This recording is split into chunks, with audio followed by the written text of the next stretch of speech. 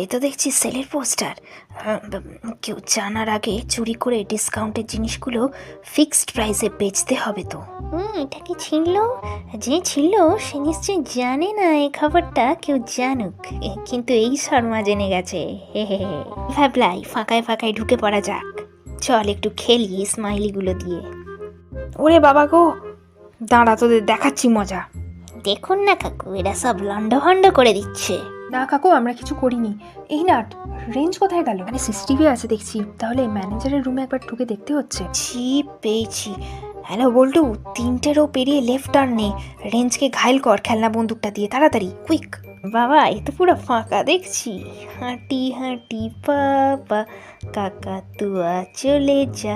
এর মধ্যে আবার কাকাতুয়া কাকাও ঢুকে পড়েছে। আরে আমাদেরকে ছাড়ুন, কাকাতুয়াকে ধরুন তাড়াতাড়ি। আবার উফ। সরি দারোগা বাবু, কিন্তু এরকম না করলে কাকাতুয়া